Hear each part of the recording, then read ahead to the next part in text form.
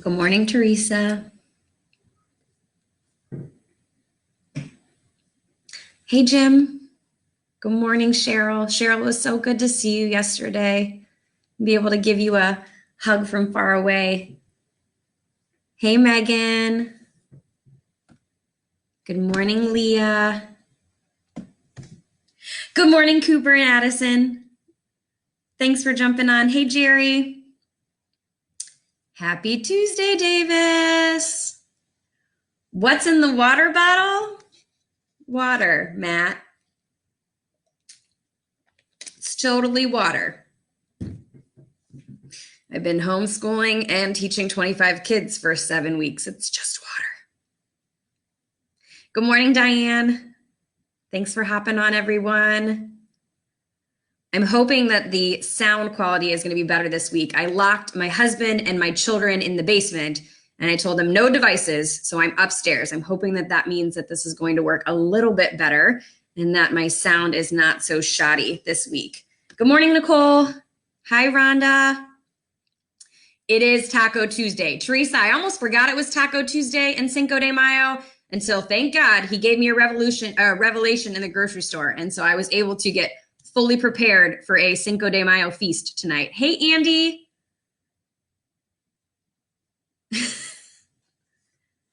Hey, Jen.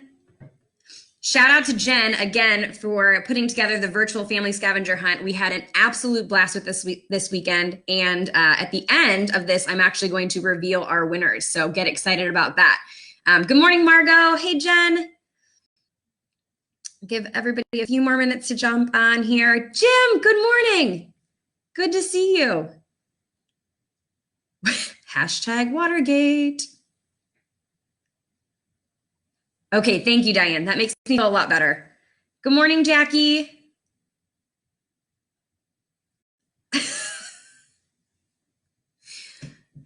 That's awesome to see all of you. I hope that you enjoy my alphabet up here. This is what we use to practice with my preschooler. So this is the backdrop that you will experience today. Good morning, Mom. We've got a couple more people jumping on. I want to dive in and get started soon because I know everybody's got so much to do today. Lots of places to go and people to see.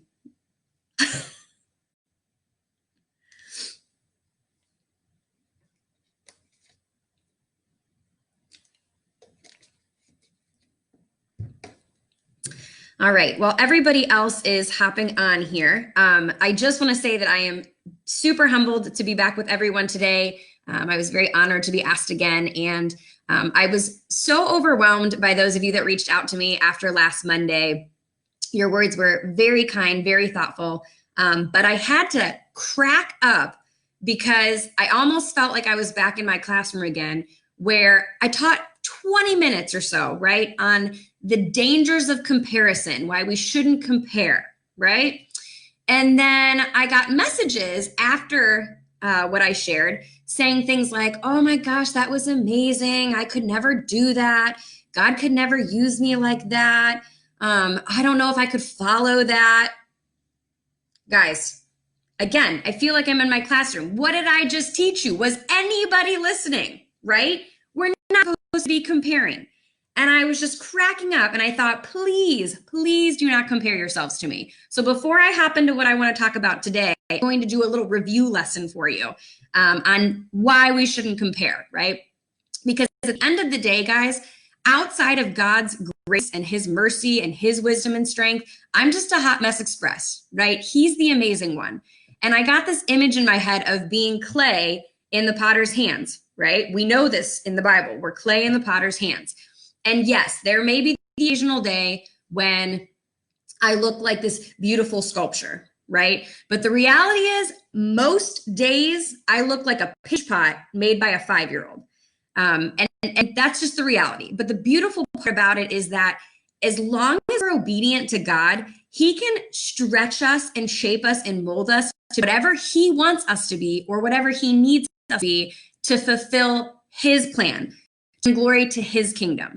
Right? And the other beautiful part about it is that whether we look like a sculpture or we look like a pinch pot, it doesn't change his love for us. It doesn't change his value for us. It doesn't change the potential that he sees inside of us. So yes, you have days when you look like a sculpture. Most days you're going to look like a pinch pot, but that doesn't mean that you cannot be used by God in crazy ways as long as you are obedient to him. So when you start getting those thoughts in your head of, I could never do that, God could never use me like that, I'll never be amazing like that, those are lies that the enemy is feeding you. Right? And you need to replace those lies with words of truth. Like, I love what Pastor Matt was talking yesterday with what we feed ourselves, the words that we use, right? You need to feed yourself those words of truth. Because all we're doing when we say those things is we are putting limits on a God who is limitless. And it's just simply not true. So no more comparisons today. Knock it off. I don't want to hear any of that. So before I get into today's message, I want to pray, and then we'll jump right into it. So please pray with me. Father God, I just thank you for another day, another morning, Lord, for the breath you breathed into me. I thank you for those of you that were able to join me, God, that what I share will have some type of impact, that it will speak truth into the lives of those that are listening. And God, I just pray that you would go before us in this day, and that you would remind us that you are great, that you are in everything that we do, and that we are never alone. So Father God, I thank you for who you are, and I ask these prayers in your son's name. Amen. All right, so in preparing for today's message, I went to God and I said, okay, God, round two, what are we going to talk about? What would you like me to just confess to the people again this week? Because obviously I'm just full of those confessions. And he said, well, I've got another C word for you. And I'm like, okay, I'm not sure what the C word thing is, but I'm like, if we could just make it a little less convicting than comparison, that would be great. Let's maybe talk about creativity or comfort or compassion. Like, oh, can please talk about compassion? That would just be a lot easier. And he was like, no, I kind of want you to talk about control. So as if comparison wasn't convicting enough, now you want me to talk about the other elephant in my living room, control. Yeah, you see, I'm not good at saying no, but I'm especially not good at saying no to God. None of us should be. So I realized, I've got to do this whether I like it or not. And it's probably a timely message, because I think that it's in times like these when the world feels completely out of control that we tend to want to cling to control. We want to control our circumstances because we feel like we can't control anything else. And it can get dangerous, right? So I want to call today's message, as I was thinking it, hey lady, get out of my way. And you'll see why in a second. But I need you to imagine with me that I've just pulled up to the scene of an accident, right? And for the purpose of the story, we're going to call me control freak Candace, because it's an accurate depiction, right? So I have just pulled up to the scene of an accident. And what is the first thing any logical, reasonable human being does when you put an accident? You call 911, right? You call out for the people who actually know what they're doing, who know how to take control of the situation, who have the experience and the knowledge to handle the problem. But nope, not me, not control freak Candace. I don't have time to call 911, right? I see a problem in front of me. I need to jump and I need to take control, take action. So instead of calling 911, I whip my car around sideways and I block off the street. I throw down some flares. I wrap around a perimeter. I start shouting out directions to everybody else around me. Now I'm going to just dive right in and start in people's lives, right? But there's just a teensy-weensy problem with that. And that is, I am not a nurse. I am not a doctor. I am not a paramedic. The only medical knowledge / rescue training I have is from watching Chicago Med and Chicago Fire. That's it. Okay. I have no business thinking that I could be in and take control of the situation, but I do. Okay. Now, thank God somebody else has the wherewithal to call 911. Now I want you to imagine that a first responder has arrived and he gets out of his car and he's looking at the situation and he shouts out to me, "Hey lady, get out of the way." Right? Like, you need to move. And because he can't do his job, I have completely blocked him away from the scene. He can't get back to my car. He can't get into the problem. I blocked him out. And he's saying, listen, if you want to help me, that's fine, but you need to let me take the lead on this. I know what I'm doing. I can save lives. At this point, you would think logic would set in, and I would say, oh my gosh, duh, absolutely. You are far more equipped to take care of the situation than I am. Tell me what to do. You take the lead. But instead I shout back and say, don't worry, I've totally got this. I don't need any help. I will figure this out on my own. I have got control of the situation. Why do we do this, right? Yes, this is an extreme example. I understand that, but we do this all the time, okay? Why do we have such a hard time letting go of control?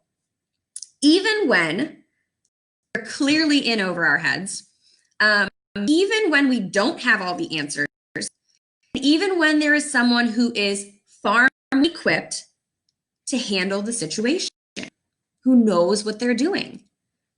Well, if we're honest with ourselves, for me, it's probably 3 reasons, right? The first is pride. None of us want to ask for help. None of us admit that we don't have the answers. We don't like to show that we're weak. And the other part of that, and as I admitted to you this week, we kind of like feeling like the hero, right? We want people to look at us and we want people to say, ooh, look what she did. Look what he did.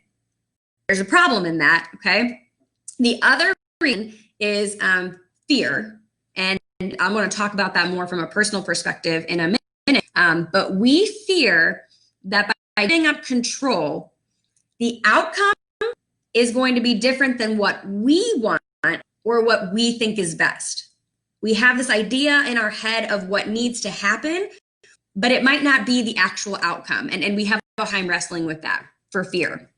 And I think the third reason is just we're so quick to jump in and attack problems. We just want to control the situation as quickly as we can, and we don't stop to think who should really be taking the lead on this, right? Who really has the answers, who really knows what is best for the situation. And as Christians, the answer should be obvious to us. It's God. But even knowing that God has all the answers, that God is far more equipped, that God knows what's best for us, he wants what's best for us, even knowing that, we still wrestle with giving up that control. Because we are afraid that maybe the outcome God decides is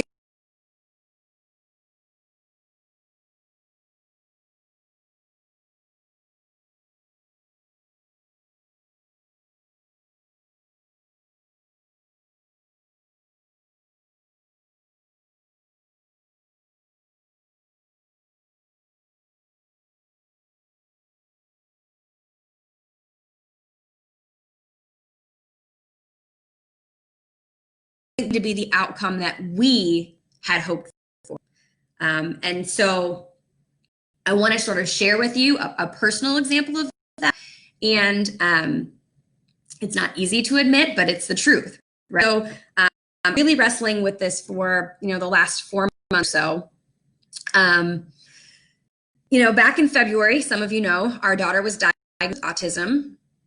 And it wasn't a shock by any means, but it was still hard to hear because I think it just sort of solidified for us that everything that we had, struggling with and going through for the last 3 years, it wasn't going to go away anytime soon. Maybe a long-term journey that we were on. As a family, it was probably going to get harder as she got older. And as I drove away from the doctor's office that day, I had just some tears rolling down my face. I was trying to keep it together with our kids, and I just felt like yelled into my ears, listen, Mama, you are stretched too thin. are overworked right now. You have way too much going on in your life. And your girl here, she's going to need you. She needs more of you physically. She needs more of you emotionally, spiritually. Something is going to have to give in your life. You're going to have to give up control of something. Yeah, okay. I love that idea. But I knew he was right. And now my poor husband has been saying that for I don't know how long, but what does he know, right? You can imagine the relief that he felt, my husband felt, when I called him and said, get it now. Something's going to have to go. Something has to give in my life. And I don't know what is, but I'm willing to do it if it means I'm going to be able to take care of her better. So we prayed about it a lot. We sought, counsel from, other believers in our lives. And over and over again, it was just this resounding message to me that I needed to let go of my teaching career. That was super hard to swallow because teaching is my passion. I've done for the last 10 years. It's a part of who I am. And I never imagined away from that. But that was coming to me over and over and over again. And God really did put a peace upon me that that's going to be the right decision. So the other reason why it was hard, though, was because I knew that this decision wasn't just going to affect me and my family. I have been a part of a job share for the last 4 years. And so I have a partner. I teach the beginning of the week. She teaches the second half of the week. And this was obviously going to impact her. So before I could make any decisions, before I could, turn in my intent, I needed to talk to her first. So I met her for coffee, explained the situation, and she was 100% supportive. She kept saying over and over again, I'm so proud of you. This is the right decision for your family. Don't worry about me. This is absolutely the right call, and I'm going to be okay. So again, I felt like, okay, this was the right decision. I felt peace. This is good. I only have one more thing to do now, and that was to tell my boss. So the next week, I went in the office and I explained to him that it happened and that I just felt like I was going to need to step aside from for a while. And he didn't take it well. I didn't think he would, but he really didn't take it well. And I felt bad as I left his office, but I knew I couldn't let him control my circumstances. I couldn't let his feelings and his opinions sway my decision because this was clearly the right call for my family. So you can imagine the shock and the horror that I felt about a week later when he called me back into his office and he said to me, here's the deal. If you don't come back next year, I'm not finding your partner another partner. I'm going to dissolve the job share, and she can either go back to full-time or she can resign. But without you, job share doesn't stick. Now, this whole time, the only thing I was worried about is that we would find her a good partner to take my place. That was the only concern I had, was, just please, God, put somebody in my place that will be a good partner for her. We'll be able to have the same amount of success that we've had together as a team. Never in my wildest dream did I think that all of a sudden the job share would be on the line. I couldn't believe it. I couldn't believe that he was manipulating the situation that way. I was just in shock. It was awful. And I walked out of there, only all of the peace that I had about the decision, it was gone, like instantaneously gone. I felt fear and confusion. I went back to my room. I shut the door. I burst into tears. I called my husband and I said, I can't do this if it's going to hurt her. I can't let go of this situation if she's not going to keep job sharing, if he's going to pull these kind of schemes. It's not happening. I don't care what it's going to cost family. I don't care if I have to struggle and be stretched. I've got to figure it out. I can't do it to her. I won't do it to her. And knew that wasn't the right decision, but I couldn't give up that control. In fact, I felt like I needed to control the situation even more. So I just grabbed on tight and spent the next 3 months agonizing over it and just doing everything I could to try to fix the situation. I tried everything I could to try to convince my boss to change his mind. I tried every idea in my head of, well, this person did it, or what if we could find this person, or there was this circumstance, or what if I just came back in this capacity, and then it would be kind of a I don't know, a happy am, right? I wouldn't be doing as much, but I still giving it up completely. I tried everything and nothing worked. Nothing changed his mind. In fact, he went higher up, and the superintendent also agreed. Like, if this is the case, we're not doing it. So the week rolled around. I had to, finally give my official next year, and I was just sick. I knew in my heart of hearts what I needed to do for my family, but I couldn't fathom what it was going to do to my partner and family, and the situation it was going to put her in. And thankfully, a friend reached out to me, and she called me and she said, Candace, you need to understand something. First of all, you're not her savior.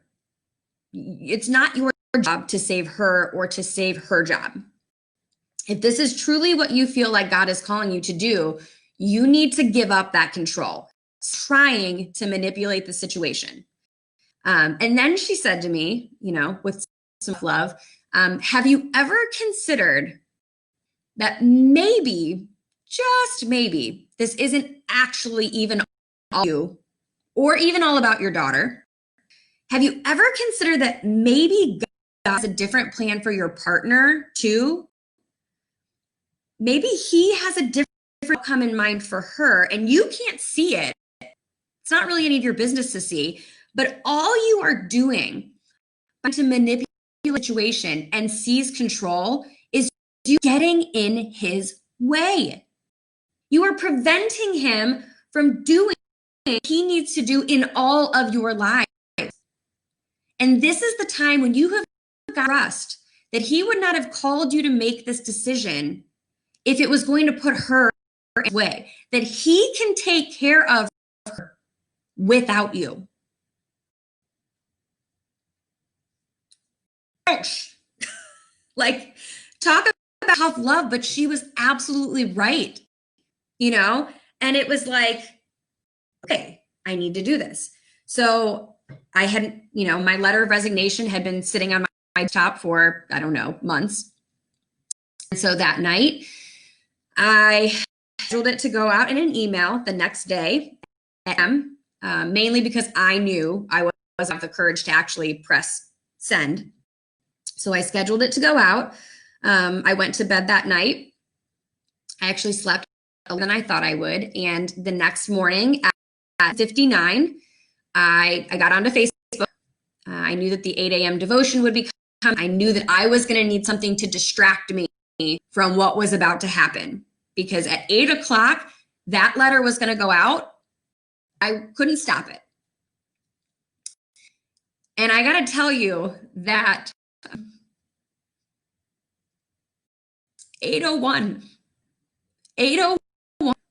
rolled, and all that peace that it just flooded back in spirit. It just came back to me. It was like, God was saying, like, so proud of you. Let me handle this now. Be at peace. No more worry, no more stress, no more fear. I've got it. Thank you for doing what I needed you to do. Thank you with that and for giving up that control. And it was freeing. It really was. And so I'm grateful to him. And it wasn't easy, but it's right. Okay. So what I want to challenge you with this morning, if there is something in your life right now that you are just desperately clinging onto, that you are holding on to that control, I'm going to ask you today to just try to open those hands back up. Let go of those clenched fists, because there is someone who is far equipped to handle our circumstances, who already knows what's in store for us in the future. We have no clue, but he does. He's a good God. So whatever it is, no matter how hard it might be in the time, there's a plan and there's a purpose behind it. So release that today. Because even when the outcome is what we want or what we think is best, God has a reason behind it. He will give us what we need to walk through it. So I pray that you can find freedom in doing that today. And just know that there is a church body behind you that is to support you in that. I would have never encouraged to make that decision and to act control. Didn't have the church family that I have behind me, supporting me, encouraging me, and cheering me on, and sort of pushing me. So we are here for you. We want to help you with that. We're always here to listen. So please don't hesitate to reach out. So that's that. That's my message. Control. Don't let pride, don't fear, don't let this need to just jump right in, get in your way. So before I sign off, I have something more fun to talk about. Family scavenger hunt this weekend, and it was an absolute and we do have some winners along with it. So I want to review winners now, and then the Fabulous has put together some that we want to the rest of the church, and you'll be able to see some of the entries, and they're awesome, hilarious, super creative. So with 80 points, the winners of the family scavenger hunt was the new family, aka Mac. So they were first place winners, and they will be getting a Visa gift card. The second place team was the Ungar family, a triple threat, and they were in second place with 4 points. So they are going to get a 20 gift card. And then in third place was the English family, aka the English Prickles, with 72 points. So they will also be getting a $5 gift card. And then the last, Mitchell's gift card, and that goes to the Marinchik family for most creative. So congratulations to all of you. Thanks again for participating. And I hope to see you all on Sunday at Mother's. I'm so excited for another drive-in experience. So be sure to register your cars if you haven't that yet. And I will see you in the parking lot. Thanks for joining, guys.